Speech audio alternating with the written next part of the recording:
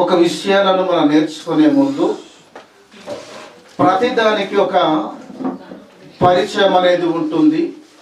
ప్రతి ఒక్క వాక్యానికి అర్థం అనేది ఉంటుంది. ఎన్నో అర్థాలు ఉంటాయి.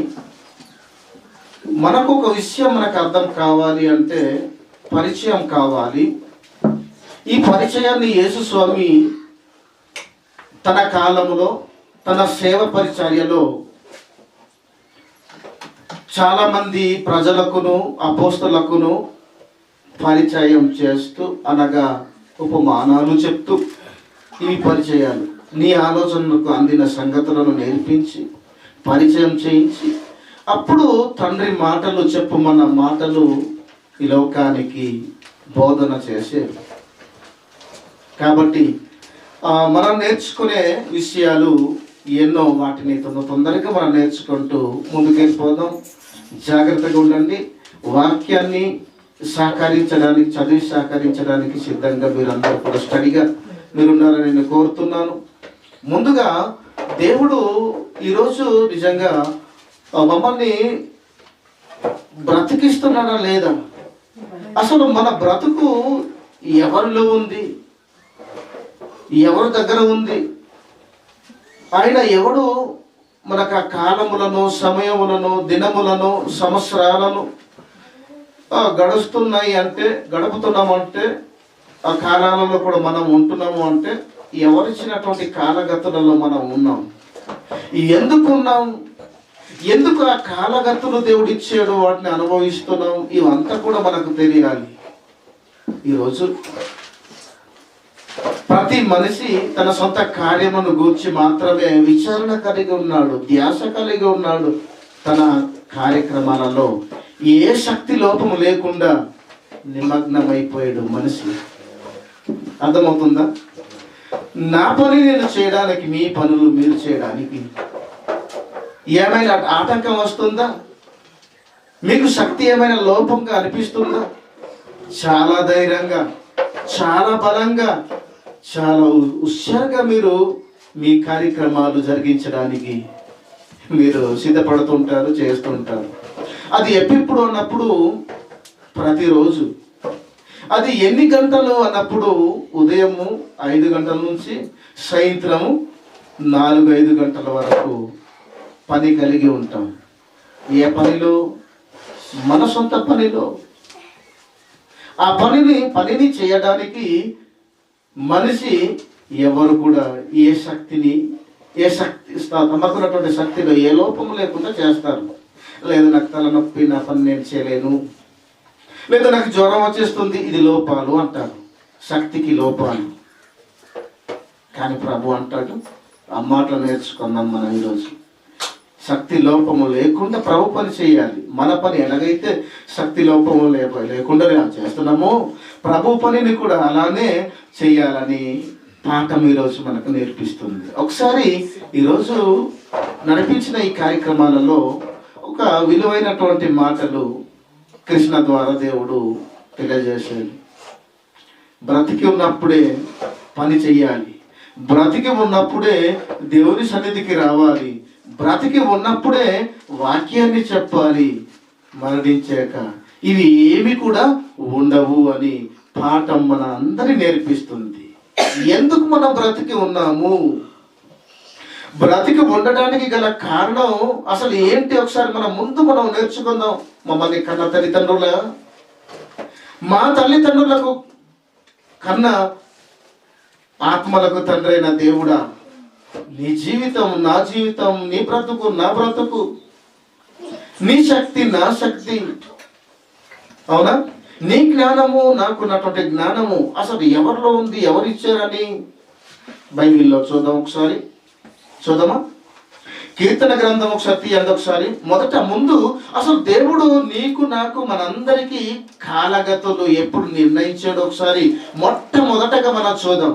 మా కన్న తల్లిదండ్రులకు కానీ, మా అన్నదమ్ములకు కానీ, మా అక్క చెల్లెళ్ళకు కానీ, బంధుమిత్రులకు కానీ, ఇరుగు పొరుగు వారికి కానీ, మానవ జాతికి ప్రతి ఒక్క వ్యక్తికి దేవుడు ఎప్పుడు ఏర్పాటు చేశాడు కాలగతులు అని మనం ఒకసారి ముందు ఆలోచన చేసి ముందుకెళ్దాం. 139వ కీర్తన గ్రంథం, కీర్తన 139 16వ వచనంలో వ్రాయబడిన ఒక సంగతి ఒకసారి చదివి సహాయం చేయండి. నేను పిండమునై ఉండగా, నేను అంటున్నాడు భక్తుడు దావీదు, నేను పిండమునై ఉండగా నీ కన్నులు తండ్రి నీ కన్నులు నన్ను చూచెను, నన్ను చూశాయి అంటున్నాడు. నియమింపబడిన దినములలో, గర్భములో నన్ను నియమింపబడిన దినములలో ఒక్కటైన కాక మునుపే, ఒకటి కూడా కాక మునుపే, ఒకటి కూడా కాలేదు అప్పటికి. నా దినములన్నీ అప్పుడే నా దినాలు అన్ని కూడా నీ గ్రంథములో లిఖితమైన పుస్తకములో నీ గ్రంథములో రాసేసుకున్నావు తండ్రి అంటున్నాడు. ఎప్పుడు రాసేసుకున్నాడట? నీ దినాలు నా దినాలు, నీ కాలగతులు నా కాలగతులు. అసలు తల్లి గర్భంలో తల్లి రాసేసిందా? లేదా నీ తండ్రి నా తండ్రి రాసాడా? అసలు ఎవరు రాశారు ఈ కాలగతులు? నువ్వు బ్రతకడానికి గల కారణం అసలు ఎవరు? ఈ నీ కాలాన్ని, నీ బ్రతుకు జీవిత శాతాన్ని ఎప్పుడు పట్టేశాడు? తల్లి గర్భములో, తల్లి అన్నములో పిండముగా కాకమునిపి, నిర్మాణము జరగక మునిపి దేవుడు 60 సంవత్సరాల, 70 సంవత్సరాల, 80 సంవత్సరాల అధిక బలం ఉంటే, లేదా 20 సంవత్సరాల, 10 సంవత్సరాలు, లేదా 5 సంవత్సరాలు పుట్టిన మరుక్షణమా, 33.5 సంవత్సరాల కాలమా? యేసు వాళ్ళే ఈ కాలగతలు అంతా కూడా తన గ్రంథములో, తల్లి గర్భంలో నిర్మాణము జరగక మునిపే దేవుడు ముందే డిసైడ్మెంట్ చేసినట్ట, రాసేసుకున్నాడట. అడిగితే ములాయును ఒక్కటైనను కాక మునుపే, నీ బర్త్డే ప్రారంభము కాక మునుపే నా దినములన్నీ, నీ దినాలు నా దినాలు, మన అందరి దినాలు నీ గ్రంథంలో లిఖితమైన గ్రంథంలో రాసేసుకున్నాడు. తన జీవ గ్రంథంలో రాసేసుకున్నాడు. తన సముఖములో ఉన్నటువంటి ఆ గ్రంథములో రాసేసుకున్నాడట దేవుడు.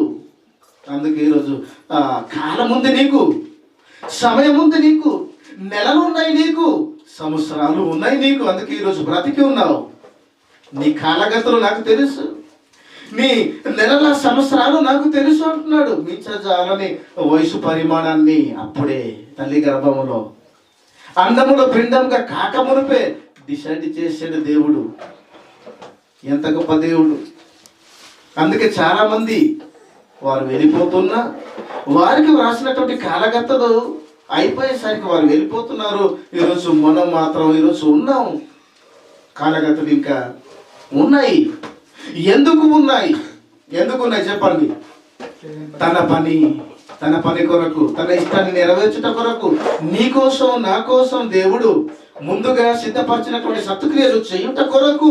మీరు మర్చిపోకూడదు, నీ పనిని చేయట కొరకు కాదు ఆయన ఇచ్చింది. ఆ కాలగత్తులే తీసేస్తే, నీ ఊపిరి ఆయన ఆపేస్తే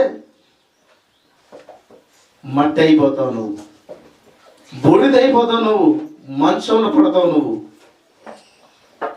అంటే నాకు వయసు ఉంది, శక్తి ఉంది, నాకు జ్ఞానం ఉంది, నేను ఏదైనా నేను చేసేయగలను, ఎందుకు నేను అవసరం లేదు దేవుడు, దేవుని దగ్గర నేను వెళ్ళనవసరం లేదు, నా పని నేను చేసుకుంటాను, దేవుడు లేదు, దయ్యం లేదు, పరలోకం లేదు, నరకం లేదు అని అనుకుంటున్నావా? ఓ బుద్ధిహీనుడా, చచ్చాక నీకు తెలుస్తుంది ఆ క్షణాన్ని. నువ్వు ఎక్కడికి పోతావో, వెళ్ళిపోయేసరికి నీకు అర్థమవుతుంది ఆ వాస్తవం ఏంటో. ధనవంతుడిలా నీకు అర్థమవుతుంది. ఆ గతి పట్టకూడదని దేవుడు నిన్ను ప్రేమించి ప్రతి గ్రామంలో ఉన్నటువంటి ప్రతి కుటుంబాన్ని ప్రేమించి, ఇంటింటి అనుకోండి సేవకులు ఉన్నారు, ఇంటింటి అనుకోండి సంఘం ఉంది. ఏ కొరత లేదు, ఏ కొదవ లేదు మనందరికీ. కానీ వినే విషయంలో కొరత అయిపోయింది. చెప్పేవారు కొరత లేరు, వినేవారు కొరత అయిపోయారు, కొదవ అయిపోయారు. ఎవరు లేరు, రారు దేవుని సన్నిధికి. ఒకసారి మళ్ళీ ముందుకు వెళ్ళిపోదాం. ఒకసారి కీర్తన గ్రంథం 31:15 కూడా చూద్దాం. ఒకసారి చదివి సహాయం చేయగలరా? 3వ అధ్యాయం 31వ అధ్యాయం 15వ వచనంలో చూద్దాం ఏమంటున్నాడు. మనకు బ్రతుకుంది కాబట్టి, మనం బ్రతుకుతున్నాం కాబట్టి దేవుని సన్నిధికి వెళ్ళని అవసరం లేదు. నా కాలగతులు అది చూసారా? అది ఎవరి వశంలో ఉన్నాయి?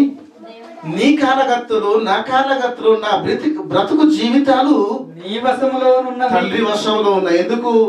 తల్లి గర్భములో పిండము కాకమునుపై తన గ్రంథంలో రాసుకున్న వాని యొద్ద నీ నా కాలగత్తులు ఆయన వశంలో ఉన్నాయి.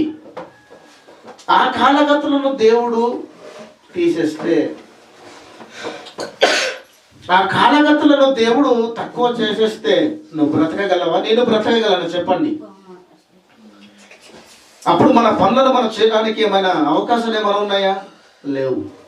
ఆయన ఇచ్చినటువంటి కాలగతులలో వాడుకొని మన పనులను ఈరోజు మనం చేసుకుంటున్నాం. మనం ఎవరిని చూసినా, ఎప్పుడు చూసినా, ఎక్కడ చూసినా, ఎవరి ఆలోచనలో చూసినా దేవుడు చూస్తున్నాడు. కాలాన్ని ఇచ్చి ఆ కాలంలో నా గురించి ఏమైనా వివేచన కలిగి ఉన్నాడేమో, నా గురించి ఏమైనా ధ్యాస కలిగి ఉన్నాడేమో, నా గురించి ఏమైనా మంచి ఆలోచన కలిగి ఉన్నాడేమో అంటే ఎవడు కూడా తన సొంత కార్యమును గూర్చి మాత్రమే విచారణ కలిగి ఉన్నాడు, విచారిస్తూనే ఉన్నాడు. స్త్రీని చూసినా, పురుషుల్ని చూసినా, వృద్ధులను చూసినా, మధ్య వయసు గల వారిని చూసినా, యవన పిల్లలను చూసినా తమ సొంత కార్యమును గూర్చి, శరీర సంబంధమైనటువంటి కార్యక్రమాలను గూర్చి, కోరికలను, ఇచ్చలను నెరవేర్చుట కొరకు మాత్రమే వారు విచారించుచుందురు గాని తమ కోసము దేవుడు ఏర్పాటు చేసినటువంటి సత్క్రియలను చేయుటకు ఎవడైనా ఆలోచన కలిగి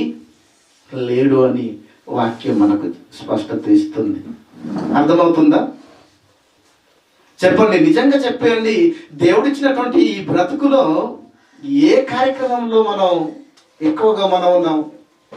మన సొంత కార్యంలో. ఖచ్చితంగా ఇది ఒప్పుకోవాలి. కాదంటే నేను నమ్మను. దేవుడు ఊరుకోడు. ఎప్పుడైనా టైం మించిపోతున్నా, ఈరోజు దేవుని సన్నిధిలో మనం వచ్చేసరికి మాత్రం వినలేవు. వాక్యం చెప్తున్నా ఎప్పుడు టైం అయిపోతుంది, ఎప్పుడు విడిచిపెట్టేస్తా, టైం అయిపోతుంది అంటున్నాం. మనం విసిగిపోతున్నాం. అలానే నీ పనిలో నువ్వు విసిగిపోగలవా? ఏంటి మీ పనులలో మీరు మాకు టైం అయిపోయింది పదండి వెళ్ళిపోదాం అంటారా? అనలేరు. కానీ ప్రభు పనులు ఎందుకు ఇలాంటి బద్ధకం మనకు వచ్చింది అంటే, ప్రభు సన్నిధి అంటే మనకు ఎందుకు ఇష్టం లేదు? ప్రభు అంటే ఎందుకు మనకు అసహ్యం అంటే, నీకు బ్రతుకు ఇచ్చినందుకు, కానీ కాలాన్ని ఇచ్చినందుక, నీ పంటకు ప్రతిఫలంగా వర్షాన్ని కురిపించి సరైనటువంటి వాతావరణాన్ని ఇచ్చి, గింజకు 100 గింజలు ఇచ్చి, నీ కష్టానికి ప్రతిఫలంగా ఆయన ఇస్తున్నందుక, నిన్ను పోషిస్తున్నందుక దేవుని మీద కోపము, ద్వేషము, పగ, దేవుని సన్నిధిలో అసహ్యం మీకు, మీరందరూ రావాలని ఆయన కోరుకుంటున్నాడు. మీరు ఒక్కడు నశించిపోవడం అస్సలు నాకు ఏమాత్రమైన సంతోషం నాకు లేదంటున్న ఆయనకున్నటువంటి ఆవేదన ఎవరికి తెలుసండి? ఎవరికి తెలుసు చెప్పండి? తెలిస్తే వచ్చేవాడివి దేవుని సన్నిధిలో, నిత్యము కనబడేవాడివి. నీకున్న భక్తి నిత్యము కనిపించేటట్టు చేస్తుంది. నిత్యము కనబడాలి అంటే ఏదో కార్యక్రమాలు ప్రభు నిమిత్తమై చేయవలసినటువంటి సత్క్రియలు జరిగించటకై ఏం చేయాలి?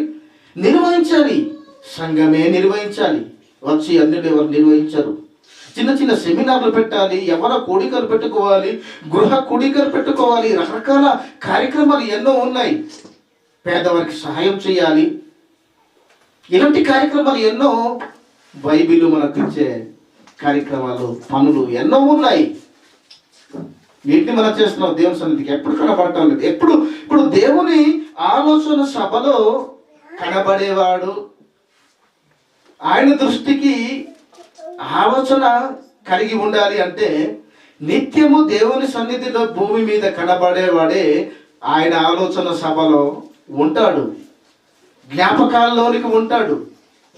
లేకపోతే వారానికి ఒకసారి, సంవత్సరానికి ఒకసారి దేవుని సన్నిధికి కనబడే వారు ఎవరు ఎక్కడ ఆయన ఆలోచన సభలో జ్ఞాపకాలలోనికి ఉండరు, తుడిచివేయబడతారు. మీరు ఆలోచన మీరు చెయ్యండి. అందుకే మాట్లాడినాడు. అర్థమవుతుందా?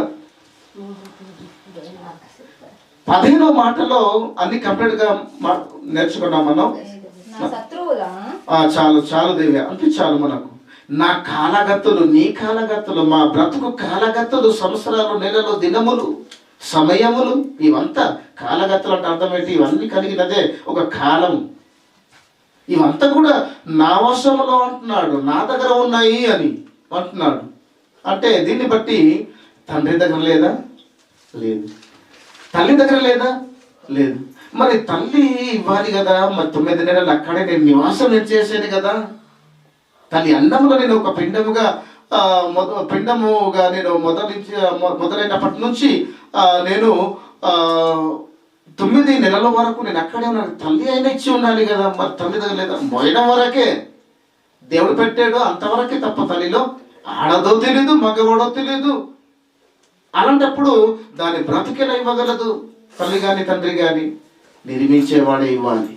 ఒక సెల్ ఫోన్ను చేసిన ఆ ఓనర్ గారే ఇవ్వాలి, ఆ కంపెనీ వాడే ఇవ్వాలి.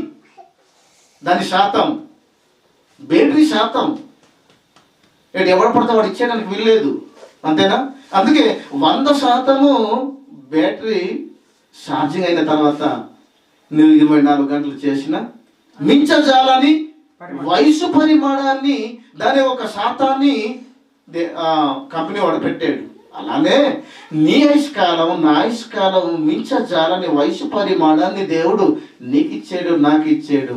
ఆ వయసు పరిమాణం ఆయనలో ఉంది అని మనకు అర్థమైంది. అలాంటప్పుడు మన సొంత కార్యములలో మనం ఉంటే బాగుంటుందా? అసలు దేవుడు ఊరుకుంటాడా? ఒకవేళ నీ ఆయుష్కాలం తగ్గించేస్తే నువ్వేం చేయగలవు, నేనేం చేయగలను? తప్పించుకోగలమా? తప్పించుకోలేము. ఆయనలో ఉంది. మన చేతులు ఉంటే పోనీ వద్దు తండ్రి ఇదని చెప్పేసి ఏదో విడిపించుకొని తప్పించుకునేవాళ్ళం. ఆయన చేతుల్లో ఉంది, ఆయన ఇష్టం అది.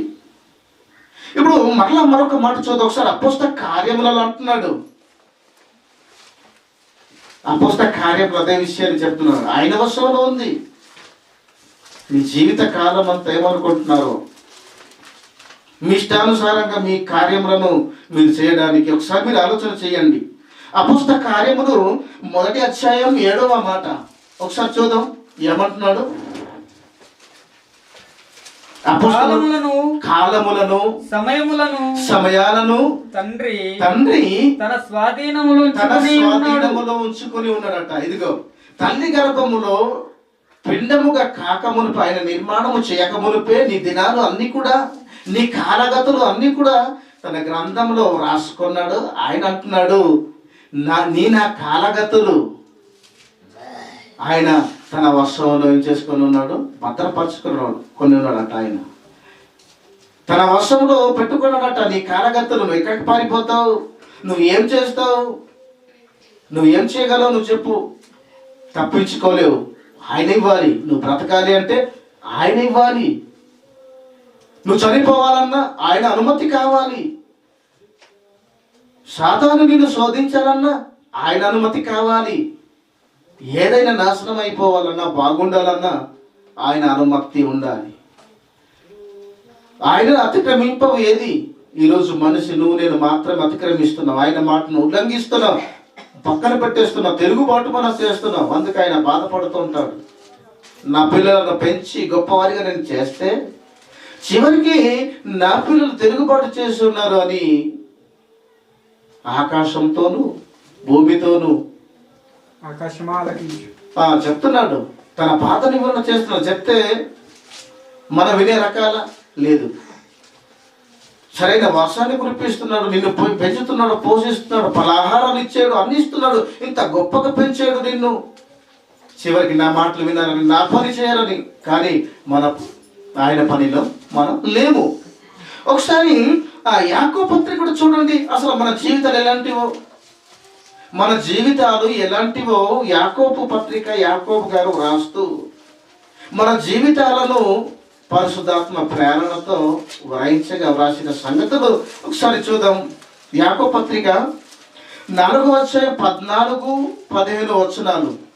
అసలు ఎవరి ఇష్టము మన బ్రతుకు రేపేమి సంభవించినా మీకు తెలియదు. చూసారా? రేపు అనే దినం ఉంది మనకు. ఆ దినాన ఈరోజు నీకు నాకు ఏమి సంభవిస్తుందో నీకు తెలియదు, నాకు తెలియదు. నీ జీవమే పాటిది, నీ బ్రతుకు ఏమాత్రం అంటున్నాడు. మీరు కొంతసేపు కనబడి, మీ బ్రతుకులు ఎలాంటివి అంటే మీరు కొంతసేపు మీరు కనబడి అంతలోనే మాయమైపోవు, అంతలోనే మీరు అంతరించిపోయేటటువంటి జీవితాలు మీవి అని అంటున్నాడు. ఇంకా 15వ మాట కూడా, కనుక ప్రభు చిత్తమైతే. చూసారా? అయినను చూడండి, ఇలాంటి జీవితాలు అయినను ప్రభు చిత్తమైతే మనం బ్రతికి ఉండి ఇది అది చేతమని ఇది చేద్దాం అది చేద్దాం, ఈ సెమినార్స్ మనం పట్టుకుందాం, మహాసభలు మన ఏర్పాటు మనం చేసుకుందామని చెప్పుకోవాలి. ప్రభు చిత్తము నువ్వు నేను బ్రతికి ఉండటం ఈరోజు ప్రభు చిత్తం. ఎందుకు ప్రభు చిత్తం అయింది నువ్వు ఈరోజు సజీవంగా ఉండడానికి అన్నప్పుడు బ్రతికి ఉండి ఇది చేద్దాం అది చేద్దాం, నీ పనులు ఎలాగైతే ఇది చేయాలి అది చేయాలి అని నువ్వు అనుకుంటున్నావో అది కాదు. అలానే ప్రభు పని చేయడానికి నువ్వు బ్రతికి ఉన్నావు, అది ఆయన ఇష్టం. అది తన పని కొరకు నువ్వు చేయాలని ఆయన ఇష్టం వల్ల ఈరోజు మనం బ్రతికి ఉన్నాం. ఆయన బ్రతుకునిచ్చాడు కనుక ఈరోజు మనం బ్రతికి ఉన్నాం. ఆ బ్రతుకులో మన సొంత పనుల మీద మాత్రమే మనం ఆలోచన కలిగి ఉన్నాము, పనులను కలిగి ఉన్నాం. ఏది చేసినా ఏం చేసినా మన సొంత కార్యములను గూర్చి మన ఆలోచన కలిగి ఈరోజు జీవిస్తున్నాం.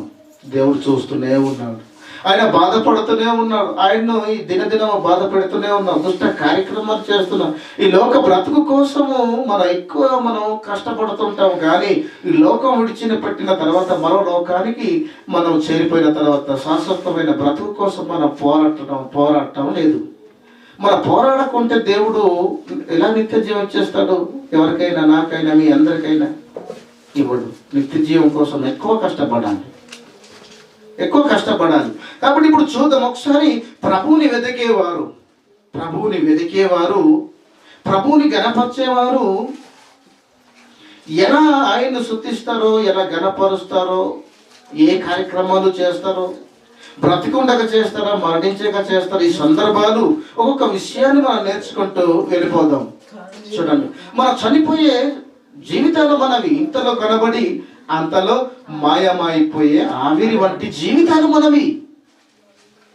మరి ఇప్పుడు దేవుని సన్నిధికి బ్రతికి ఉండగా, దేవుడు నీకు బ్రతుకు కాలం ఇచ్చి ఉండగా నువ్వు దేవుని సన్నిధికి రాని, నువ్వు దేవుని సన్నిధికి వచ్చి వాక్యాన్ని వినని, నువ్వు దేవుని సన్నిధికి వచ్చి ప్రసంగాలు నువ్వు చేయని, నువ్వు విశ్వాస సంబంధమైన సంగతులను క్రీస్తును గూర్చినటువంటి మాటలు చెప్పని నువ్వు ఒకరోజు నువ్వు మరణిస్తావు, ఒకరోజు ఈ లోకాన్ని విడిచిపెట్టేస్తావు, ఒకరోజు నీ కాలము చెల్లింపబోతుంది, నీ గడువు ముగిసిపోతుంది. ముగిసిపోక మునుపే నువ్వు దేవుని సన్నిధిలో కనపడాలి, దేవుని సన్నిధిలో నువ్వు పనివాడుగా నువ్వు ఉండాలి అని వాక్యం మనకు సెలవిస్తుంది. కాబట్టి ఏంటంటే క్రైస్తవులు బ్రతికి ఉండగానే ఏం చేయాలి? పని కలిగి ఉండాలి, పని చేయాలి అని వాక్యం మనకు నేర్పుతుంది. మనము అనగా క్రైస్తవులైన మనము బ్రతికి ఉండగా పాఠం ఏం చేయాలి? నేర్చుకోవాలి. నేర్చుకొని పని చేయాలి. నేర్చుకొని ఏం చేయాలి? పని కలిగి ఉండాలి, పని చేయాలి. ఏ పని అన్నప్పుడు ఎఫెసీ పత్రిక 2వ అధ్యాయం 10వ మాట అక్కడ వ్రాయబడిన సంగతి ఏంటంటే, సత్క్రియలు ముందుగా సిద్ధపరిచినటువంటి సత్క్రియలు చేయుటక, ఆ సత్క్రియలు చేయాలి. మనం నేర్చుకొని చేయాలి ఆ సత్క్రియలు. అర్థమవుతుందా మీకు? ఇప్పుడు చూడండి, క్రైస్తవుడు బ్రతికి ఉండగానే పని చెయ్యాలి. అందుకే మన బ్రతికి ఉండటం ఆయన చిత్తం. అందుకే అర్థమవుతుందా? అందుకే మనం బ్రతికి ఉన్నాం పని చేయుటకే, ఆయన ఇష్టాన్ని నెరవేర్చుటకే ఈరోజు మనం బ్రతికి ఉన్నాం. అందుకే ఆయన ఇష్టమైంది నువ్వు నేను బ్రతికి ఉండటం. బాగా వాక్యాన్ని వినండి, అర్థం కాకపోతే మరలా అడగండి, సాధ్యమైనంత వరకు చెప్పడానికి ప్రయత్నం చేస్తాం. అర్థమవుతుందా? దీన్ని బట్టి మీరు ఎలాంటి డిసైడ్మెంట్ మీరు తీసుకుంటారో మీకే నిర్ణయాన్ని వదిలేస్తాం. ఇప్పుడు చూడండి, మరణించిన వారు ప్రభువును స్తుతింపరు, బ్రతికి ఉన్నవారే ప్రభువుని స్తుతిస్తారు. బ్రతికి ఉండగానే ప్రభు పని చేయాలి, మరణించాక ప్రభు పని ఎవ్వరు చెయ్యరు. ఒకసారి చేస్తారో చెయ్యరో బైబిల్ గ్రంథంలో అడిగే ముందు ఒక విషయాన్ని నేర్చుకుందాం. కీర్తన గ్రంథం తీయండి. కీర్తన గ్రంథం 22వ అధ్యాయం 26వ వచనంలో, కన్న తండ్రిని, నీకు నాకు బ్రతుకు కాలాన్ని ఇచ్చిన ఆ కన్న తండ్రిని ఎవరండి వెతుకుతున్నారు? ఎవరండి కోరుకుంటున్నారు? 22వ అధ్యాయం 26. ఎవరిని వెతుకుతున్నారు? ఒకవేళ ఎవరైనా వెతికితే ఆ కన్న తండ్రిని, ఆ జీవిత కాలాన్ని ఇచ్చిన ఆ కన్న తండ్రిని వెతికితే దీనులు ఆ భోజనము చేసి తృప్తి పొందుతారు. దీనులు, పేదవారు భోజనం చేసి వారు తృప్తి పొందుతారు. యెహోవాను వెతుకువారు. చూసారు, ఇప్పుడు అంటున్నాడు యెహోవాను, కన్న తండ్రిని, జీవిత కాలాన్ని ఇచ్చిన ఆ కన్న తండ్రిని వెతుకువారు ఆయనను స్తుతించెదరు. ఆ కన్న తండ్రిని స్తుతిస్తారట. స్తుతించడం అంటే, స్తుతి అంటే ఏంటి చెప్పండి? పొగడటం. పని ద్వారా, క్రియల ద్వారా పొగడాలి ఆయన్ని. మాటలతో పొగడేస్తే దేవుడు ఆనందించాడు, కానీ క్రియల రూపంలో ఆయన పొగడాలి, ఆయన వెంబడించాలి, ఆయన పనిని చెయ్యాలి, ఆయన మాట ప్రకారంగా ప్రవర్తించాలి. ఆయన స్తుతించడం అంటే ఆయన మాట వినటం స్తుతి. అది పదం ఒకటే కాదు, సర్వ లోకము ప్రభువుని స్తుతించును అంటాడు. అంటే యెహోవాను స్తుతించుడి, సర్వజనులారా యెహోవాను స్తుతించుడి, ఆకాశ మండలంలో నివాసించు వారులారా యెహోవాను స్తుతించుడు అంటే ఆయన మాట వినుడి అని. క్రైస్తవులకి స్తుతి స్తుతి స్తుతి స్తుతి అని అంటేనే స్తుతి స్తుతి స్తుతి స్తుతి అంటే ఇది ప్రభుని ఆరాధించడం, స్తుతించడం ప్రభు పని అని మనం అనుకుంటున్నాం. మనకి ఏం వచ్చు, మనకి ఏం రాదు. స్తుతి అంటే ఏంటో తెలియదు, ఆరాధన అంటే ఏంటో తెలియదు, హల్లెలూయా అంటే ఏంటో తెలియదు, కృతజ్ఞతలు అంటే ఏంటో తెలియదు. ఇవంతా కూడా మనకు తెలియని అమాయకంగా మనం ఉన్నాం. అసలు భాష జ్ఞానం కనీసం లేని క్రైస్తవులు అయిపోయాం. అందుకే దేవుని అవమానపరుస్తున్నాం, దేవుని బాధపరుస్తున్నాం. యేసుక్రీస్తుల వారు తండ్రైన దేవుడు అన్యజనుల మధ్య దూషింపబడడానికి గల కారణం భాష జ్ఞానము లేకయ్యే అని నేను అంటాను. లేకయ్యే. అందుకే కన్న తండ్రిని పేరును పెట్టేసే మనమే. ఎవరు? తన పిల్లలే, తన కుటుంబమే. మాటి మాటికి హల్లెలూయా హల్లెలూయా అని అనడం వలన అన్యజనులు ద్వారా ఎలా దూషింపబడ్డాడు, ఎలాంటి పేరు పొందుకున్నాడు, ఎలాంటి పేరు ప్రఖ్యాతలు మనం ఇచ్చేసాము మన కన్న తండ్రికి. హల్లెలూయా దేవుడు, హల్లెలూయా వాళ్ళు. ఎందుకు ఈ ఊత పద, ఈ పేరు పెట్టింది క్రైస్తవులే. భాష జ్ఞానం లేక పలకటం వలన, అది పలకడం తప్ప అని అనటం లేదు. పిలిపించుకునే వాళ్ళే, ఇచ్చేసేవాళ్ళు వాళ్ళే. అలా అయిపోయినందుకు భాష జ్ఞానం లేని వాడు చెప్పే మాటలే వ్యతిరేకంగా పలుకుంటూ మాట్లాడుతూ ఉంటారు. కాబట్టి ఒకసారి బైబిల్ గ్రంథంలో యెహోవాను వెతుకువారు ఆయన్ను స్తుతిస్తారట. నిజంగా నువ్వు వెతుకుతున్నావా కన్న తండ్రిని, నీ జీవితకాలాన్ని ఇచ్చిన ఆయన్ని, సమస్తములో జీవమును ఊపిరిని సమస్తాన్ని నీకు దయచేస్తున్నాడు కదా, ఆయనను నిజంగా వెతుకుతున్నావా? అయితే ఆయనను స్తుతించాలి, ఆయన్ను గణపరచాలి అని వాక్యం సెలవిస్తుంది. అర్థమవుతుందా? మనం ఏం స్తుతిస్తున్నాం? ఆయన ఇచ్చినటువంటి సమస్త జీవాన్ని, ఊపిరిని మనం ఉచితంగా అనుభవిస్తున్నామే తప్ప ఆ బ్రతుకులో మనం ఆలోచిస్తే సొంత కార్యముల గురించి మాత్రమే ఆలోచిస్తూ ఉంటాం, విచారిస్తుంటామే తప్ప ఆ కన్న తండ్రి మనసుని తెలుసుకొని ఆయన ఇష్టాన్ని నెరవేర్చడానికి నేను చేయవలసినటువంటి సత్క్రియలు ఎన్నో ఉన్నాయి, వాటిని నేను నా బ్రతుకులో చేయడానికి సరిపోదు, ఆయనని ఇప్పుడు నేను ప్రారంభించేయాలి, నేను చేసేయాలి, కార్యక్రమం జరిగించేయాలి అనే ఆలోచనలు పడుకున్నప్పుడు కానీ, లేచినప్పుడు కానీ, త్రోవ నడుచున్నప్పుడు కానీ ఈ ఆలోచనలు ఎవరికైనా ఎప్పుడైనా ఉన్నాయా? నేను ఆలోచిస్తూ ఉంటాను. నేను కూడా నా మటుకు నేను ఎంతో కొంతగా, కానీ కార్యక్రమాలు జరగటం లేదు. ఒక్కటి నేను ఏం చేయగలను? మీరు అందరూ ఆలోచిస్తే, ఆ ఆలోచనకు మీరు నిమగ్నమైతే, మీరు ఏకమైతే, మీరు ఫాలోవర్స్ అయితే ఎన్నో కార్యక్రమాలు మనం జరిగించగలం. ఒకటి వల్ల సాధ్యపడదు. అందరూ ఏకమైతేనే సాధ్యమవుతుంది. ఒకసారి నేను మొన్నటి దినాననే నేను అన్నాను, బుజ్జికి చంద్రయ్యకి నేను అన్నాను, ఆ పొలంలో నేను పనిచేసి నేను వస్తున్నప్పుడు నేను ఆలోచన చేసుకున్నాను. నడకల్లో నేను ఆలోచన కలిగి అప్పుడు నేను ఉంటాను. ఎందుకు అసలు క్రైస్తవ్యం మరి ఈ రకంగా మారిపోయింది? అసలు ప్రేమతత్వం చచ్చిపోయింది. ద్వేషాన్ని ఎందుకు పెంచేసుకున్నారు, బ్రతికించేసుకున్నారు? క్రైస్తవులు అయింది కూడా దుర్భాష మాట్లాడుతున్నారు, మనసులను బాధపరిచే మాటలు మాట్లాడుతూనే ఉన్నారు. అసలు ఐక్యత అంటూ లేదు. వాక్యం ఏమంటుంది? మనం ఏమైపోతున్నాం, మనం ఎక్కడికి వెళ్ళిపోతున్నాం మనం అంతా, అంతేనా? కాబట్టి అసలు క్రీస్తు శరీరాలలో అవయవాలుగా మనం అతకబడినప్పుడు, దేవుడు చెప్తున్నప్పుడు, అతికించినప్పుడు, మరి ఒక అవయవము బాధపడుతున్నప్పుడు పరామర్శించవలసి పోయి మనం ఆనందిస్తున్నాం, మనం సంతోషిస్తున్నాం, మనం రేగింగ్ మనం చేసేటట్టుగా మనం చూస్తున్నాం, చూసి ఆనందిస్తున్నాం తప్ప బాధలో ఉన్నప్పుడు, కష్టంలో ఉన్నప్పుడు ఎవరికి కనికారం, చాలి, దయ, ఈ కరుణ, ఈ లక్షణాలు ఎందుకు ఎక్కడికి పారిపోయినాయి? ఎందుకు ఇలాగ మనం వేరు వేరు అయిపోవాలి? క్రీస్తు శరీరం అయి ఉండి మీరు వేరు వేరు అవయవాలుగా మీరు ఉన్నారనే మాటలను బట్టి మాటలకు, ఆ చెడుకు మనం నెరవేర్పుగా మనం దుష్ట సమాజపు వారుగా మనం ఎందుకు మనం ఉంటున్నాం అని ఆ బాధను కూడా నేను ఆలోచన చేశాను. ఇప్పుడు ఏంటంటే నేను ఆలోచన చేస్తూనే ఉన్నాను, ఎందుకు వేరువేరుగా మనం అయిపోవాలి, వేరు అయిపోవాలి? క్రీస్తు శరీరం కదా ఒక సంఘం అనేసరికి ఈ సంఘాలు ఎందుకు చీలికలు చేసేవారు ఎవరు? వీరు దుష్ట మృగాలు కారా? వీరి వలనే వీరు తోడలు స్వభావం కలిగినటువంటి క్రీస్తు వేషం వేసుకున్న వారు కారా అని ఇలాంటి రకరకాల ఆలోచనలు కలిగి నేను ఉంటుంటాను. మంచిగా అయినా చెడుకైనా నేను ఆలోచన కలిగి నేను ఉంటుంటాను. నేను ఎవరికైనా ఆలోచనలు ఉన్నాయా? ఆలోచిస్తున్నారా మీరు? ఆలోచిస్తే మన సొంత కార్యములను గురించి మాత్రమే ఆలోచిస్తాం. దేవుని గురించి ఎందుకు ఆలోచిస్తాం? ఆయన పని గురించి మనం ఎందుకు ఆలోచన చేస్తాం? మన కోసము దేవుడు ఏర్పాటు చేసినటువంటి ఆ పనులను గురించి మనం ఎందుకు ఆలోచిస్తాం? ఇతర కార్యక్రమాలు ఎన్నో ఉన్నా అవి మాకు అవసరం లేదు, కానీ మన సొంత కార్యములను గురించి మాత్రం మన ఆలోచన కలిగి ఉందాం. తిందాము, త్రాగుదాము, సుఖించుదాం. ఎంతవరకు? బ్రతికున్నంత వరకు. ఇంతవరకే మన ఆలోచనలు. అర్థమవుతుందా? ఇంతవరకు మన ఆలోచనలు.